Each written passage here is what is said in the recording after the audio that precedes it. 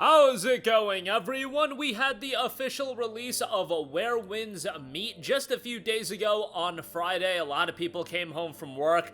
Unfortunately, unless you paid for the $14.99 bundle, you weren't able to preload the game, so I know a lot of people didn't get into the game after getting home from work, starting the download, and then they were able to start the game on Saturday. I feel like this game really piqued in interest and excitement over the weekend. That's when a lot of my friends had heard about the game and they were jumping in, and there was a lot of skepticism on how this game was going to turn out, and sure, there are some issues with the game, but given the fact this is a totally free-to-play game, and it's almost a first of its kind in the sense that I've talked to so many people that are completely playing this game solo.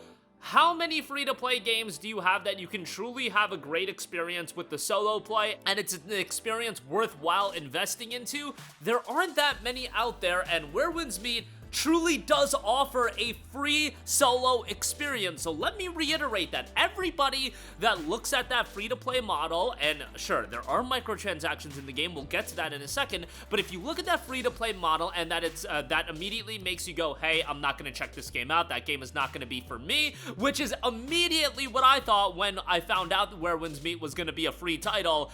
This is a free game that's kind of in its own lane, and if you are the kind of person that only plays solo games, especially our audience, PlayStation guys out there, you guys, a lot of you play your solo-only experiences, I would very much still give Where Winds Meet a download and look at the fact that it being free as a reason for you to check it out. All those other single-player games you're gonna pick up, $70, $60, even on sale, you're gonna be paying something. Where Winds Meet, you can legitimately play all of the content in this game for free, and that is the biggest thing. So I am very happy with the game. However, there are some issues. I think some of the structuring in the game could use some work. I think absolutely there are some translation issues, which that is unfortunate. There are some technical issues there as well. Hopefully, a lot of those elements are going to be ironed out. I'm not that captivated with the game from a narrative standpoint, but there is a narrative there, and again, a lot of the elements that you just would expect to be non-existent in a free-to-play game absolutely are there in Where Winds Meet. So first of all,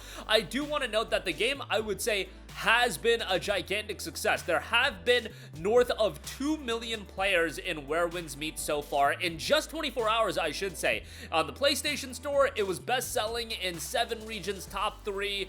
Steam 24-hour concurrent player count was 170,000, but it's blown past that, and I believe it's gone above 180,000. Let me actually pull that number out for you guys.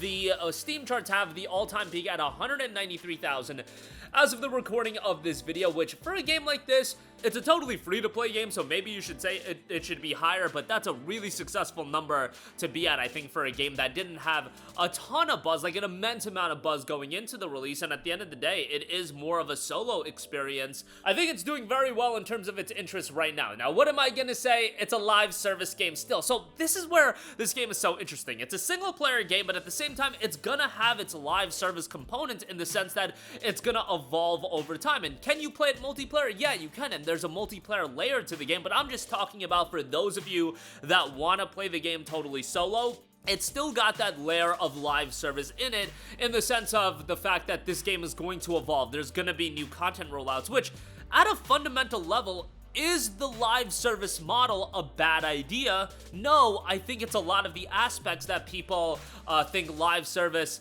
goes with, in the sense that you don't have a compelling game, a lot of the content is drip-fed to you, and you don't have a worthwhile experience in there. With Where Winds Meet, I do think the experience is worthwhile, and also, when a game doesn't respect your time, I do feel like Where Winds Meet respects your time, even though it is going to be a time investment. It's not like there's a lot of microtransactions that are tied to the time investment of the game. I think that is the major problem where, you have these XP boosts and these time savers. Time savers more than anything.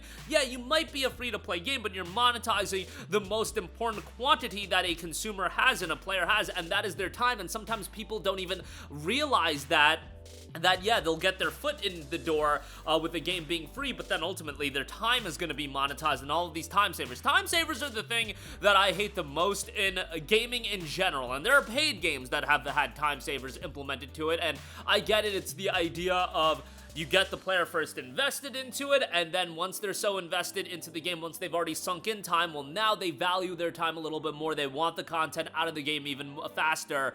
They buy the time savers, they buy XYZ content. You know how the game is played. Engagement is that term that is thrown around so much, and that's because engagement leads to people buying things out of the game, but I still think you could do that, but do it in a way that's more respectful to the player. Now, the microtransactions in Where Wins Meet are pretty expensive. I had noted that going into the release of the game based on players in other regions noting that, hey, the game is totally free to play. You can have a great experience playing free. However, if you're talking about the cosmetics and whatnot, those are paid for content and they can be pretty expensive. Well, how expensive? You're talking about cosmetics north of $30 and around that range. Yes, is that expensive? Sure, but when you're getting a fundamentally well-made free game that is content-wise free to play in terms of, you know, missions and whatnot, I still think that's incredible, and I can appreciate that. Would it be great if the, you know, cosmetics were cheaper? Absolutely.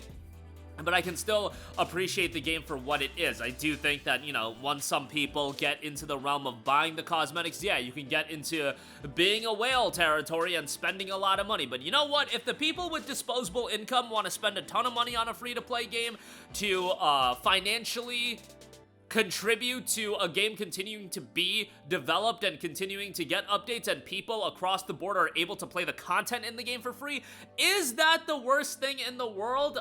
You know, there comes a point where it can become predatory, but I don't think Where Wins Meet is entirely that. Right now, the game does have a very positive reception on Steam, 81% across 8,100 reviews, which I think is a pretty good starting point. And we'll see where the game goes. Obviously, where the game is at 6 months from now, or even 3 months from now, is going to be way more important. And, you know, the fact that the model in place right now for a free-to-play model, and again, having that single-player route to it, it's something so unique as far as the, you know, I'm not the biggest free-to-play guy out there, but it's so unique in terms of design and structuring of a free-to-play game as far as the free-to-play games I've played. But I do think that this is the model that is going to work for a lot of people and get people that aren't super into the free-to-play genre to at least give some of these games a shot.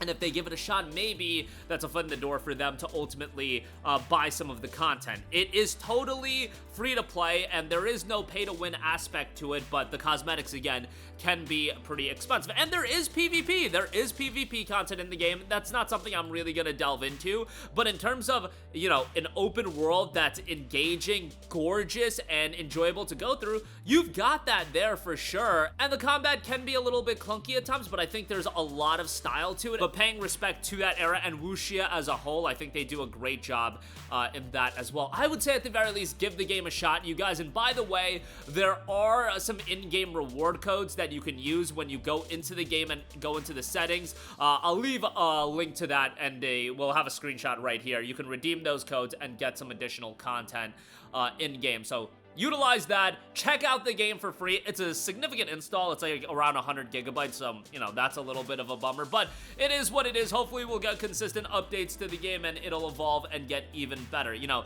the live service model, this is the implementation of it that for my style of gaming, right up my alley, and in a perfect world, this was how it would be done with, you know, I could say cheaper microtransactions, but at the end of the day, the cosmetics are stuff that I'm not really going to delve into, and if they view that keeping the core of the game totally free, and a game like this I totally think can be a pay-to-play game, but you're offering this game for free, if it's gonna get funded by people that have a lot of disposable income and they're gonna buy super expensive cosmetics, you know what? I don't really care at the end of the day, but, you know, that's me, and maybe I should have a differing opinion on that. But I highly recommend you to check out the game, totally free, like I said, and there's not a lot of big games coming out, you know, unless you're playing Black Ops 7, not a ton of stuff coming out this month and next month as well. This could be a game for you to sink your teeth into over the holidays if you have a Thanksgiving break or holiday break coming up. Something to check out there for sure. That'll do it for me. Let me know all of your thoughts. Over 2 million players, and well over that at this point as the game's been out for a couple days, and hopefully it'll evolve and get better and better. That'll do it for me. Your thoughts down below. Sound off there. Thank you for watching, and goodbye.